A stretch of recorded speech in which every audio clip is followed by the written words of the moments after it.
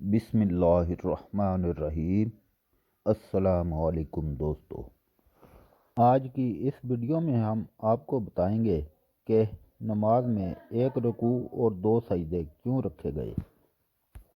नमाज को कायम करने वाले ही ने दीन को कायम किया, और जिसने नमाज को छोड़ दिया इसने दीन की इमारत गिरा दी। यही नमाज ही मुसलमान और काफिर के दरमियान फर्क को वाज़े करने वाली दीनी, रूहानी, तिब्बी, साइंसी और दुनियावी फवायद पहचाने वाला सबसे बेहतरीन अमल है।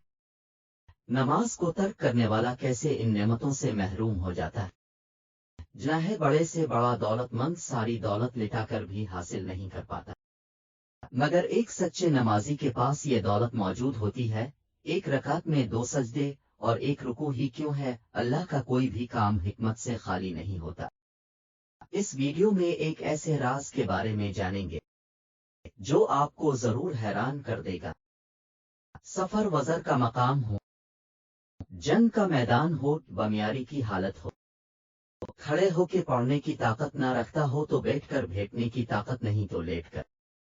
मुसलमान चाहिए किसी खुशी की हालत में हो या गम की कठिन मुश्किलात से गुजर रहा हो, नमाज कायम करना इस पर फर्ज है। 5 टाइम की नमाज में हर नमाज की रकतें मुख्तलिफ हैं, मगर नमाज की हर रकत में 2 सजदे होते हैं, जिनके बारे उलमा कराम फरमाते हैं, जब अल्लाह का हुक्म तमाम फरिश्तों को हुआ कि हजरत आदम अलैहि इस्लाम को सजदा करें, तमाम फरिश्तों ने अल्लाह रब अल इज्जत के हुक्म को मानते हुए हजरत आदम अलैहि इस्लाम को सजदा किया। मगर शैतान मरदूद ने अल्लाह के हुक्म की नाफरमानी करते हुए हजरत आदम अलैहि इस्लाम को सजदा नहीं किया। सजदा करने वाले फरिश्तों जब सजदे से उठे तो अल्लाह पाक ने शैतान को मरदूद करार देकर बारगाह खुदावंदी से निकाल दिया, जिस पर तमाम सजदा करने वाले फरिश्तों ने दोबारा सजदा शुक्र अदा किया कि शुक्र है हम अल्लाह की नाफरमानी करने वालों में से ना हुए। कुछ महाकिन की ये भी री है कि जब अल्लाह पाक ने औलाद आदम से अहद लिया, और याद करूं इस वक्त को जब ए हबीब आपके रब ने बनी आदम से इनकी पुश्तों में इनकी औलाद से अहद लिया। इस वक्त जब अल्लाह ने सजदे का हुक्म दिया तो अल्लाह के हुक्म को मानते हुए तमाम मुसलमान सजदे में चले गए, मगर काफिरों को ये दौलत नसीब न हुई।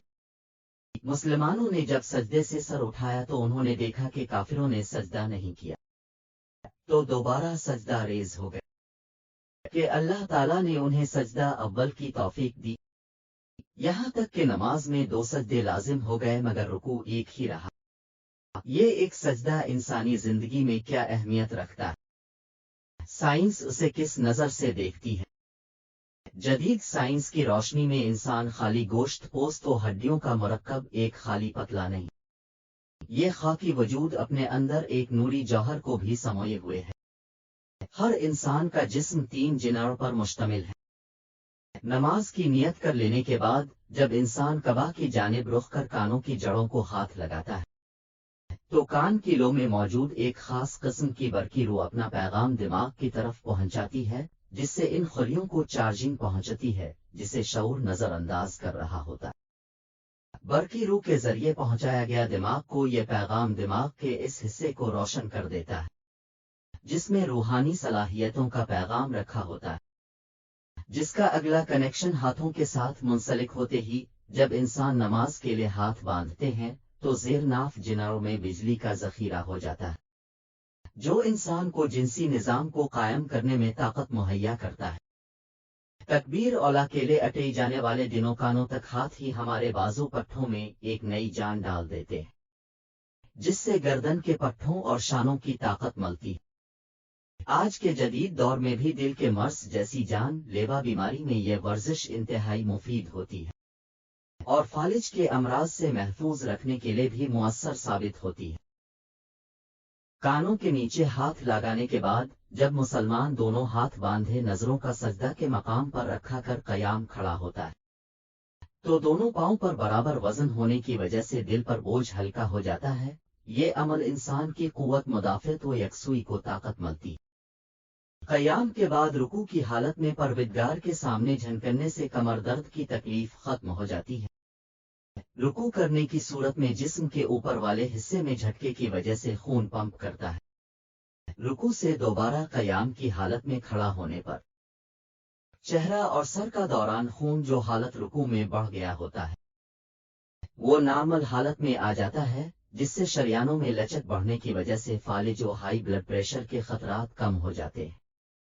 میڈیکل سائنس کے مطابق سجدہ کے طرز پر جھنکنے سے دماغ کی شریانوں کی جانب خون کا جھکاو زیادہ ہو جاتا ہے۔ اس کے علاوہ دماغ کی طرف خون کا پہنچانے کا کوئی عمل نہیں، صرف واحد ایک یہ سجدہ ہی دماغی اعصاب اور سر کے دوسرے حصوں کی جانب خون متوازن ہو جاتا ہے، جو دماغ و نگاہ کو تیز کر دیتے ہیں۔ سجدے سے سر اٹھاتے ہوئے جلسے کی حالت میں بھیٹنے سے گھٹنوں کو تقوت ملتی ہے۔ اتحاد پڑھنے کے بعد جب دونوں کندھوں کی جانب چہرے کو پھیرتے ہوئے سلام کرتے ہیں تو اس وقت گردن کے عضلات کو طاقت ملتی ہے۔ نماز پڑھنے والا شخص نماز نہ پڑھنے والے شخص کی نسبت حشاش بشاش رہتا ہے۔ یہ عمل صرف ہمیں اسی صورت میں فائدہ پہنچا سکتا ہے جب اللہ کی اس عظیم نعمت کو پوری یکسوئی توجہ اور سنت رسول کے مطابق ادا کرنے کے پابند ہو سکتے ہیں۔ نماز پڑھنے کے عمل میں کتنے حقائق پوشیدہ ہیں، یہ سب تو ہم اچھی طرح جان چکے ہیں۔ اب ہم اس امریکی ڈاکٹر کی ریسرچ جو اس نے نماز کے عمل کو دیکھتے ہوئے کی سمجھنے کی کوشش کریں گے۔ اس ڈاکٹر نے جب اپنی ریسرچ کو مکمل کرنے کے بعد نماز میں پوشیدہ رازوں کو سمجھا تو کہنے لگا، میرا دل کرتا ہے میں نماز کو پورے مک لاگو کر دوں، کیونکہ میری ریسرچ نے مجھے نماز کے اندر وہ راز دیکھے جن کی کوئی حد نہیں۔ انسانی دل پمپ کی مانگ ہے، یہ پمپ ان پٹ اور اوٹ پٹ کا سسٹم بھی رکھتا ہے۔ انسان کے کھڑے ہونے یا بیٹھی ہونے کی حالت میں انسان کے جسم کے نیچلے حصے میں وزن کی وجہ سے پریشر زیادہ ہوتا ہے۔ انسانی دل جسم کے نیچلے حصے کو تو خون مہیا کر رہا ہوتا ہے، لیکن دل سے اوپر والے خون نہیں پہنچا پاتا۔ دل کے اوپر والے حصے کو خون مہیا تب ہی کیا جا سکتا ہے جب انسان کا سر نیچے کی جانب جھکا ہو اور دل سر سے اوپر ہو جائے۔ سجدہ کرنے والا شخص اس بات کو اچھی طرح محسوس کرتا ہے، جب وہ سجدے کو تھوڑا لمبا کرے تو اس کو چہرہ کی شریانوں میں بوجھ سے محسوس ہوتا ہے۔ دراصل وہ طویل سجدہ کرنے کی صورت میں خون کی ان رگوں تک سپلائی ہوتی جو پمپ کے سر کے نیچے ہونے کی وجہ سے نہیں پہنچ پاتی۔ دنیا کا شخص اس بات پر متفق ہے کہ انسان بھیٹا لیٹا ہوں یہ چلنے کی ہی حالت میں ہوں، اس کا دل نیچے ہوتا ہے اور سر یعنی دماغ کا حصہ اوپر ہی ہوتا ہے۔ انسان کے پورے وجود میں اگر مین حصہ ہے تو وہ دماغ ہے، اور اس کی رگوں کو خون مہیا کرنے کا ایک ہی واحد حل سجدہ کرنا ہے۔ اللہ رب العزت کے حضور 5 وقت سجدہ کرنے سے نہ صرف طبی فوائد حاصل ہوتے بلکہ نماز پڑھنے والے شخص کی زندگی پرسکون و خوشگوار گزرتی ہے، اور آخرت میں جو انعامات اللہ رب العزت اسے عطا فرمائیں گے وہ مالک کائنات ہی بہتر جانتا ہے۔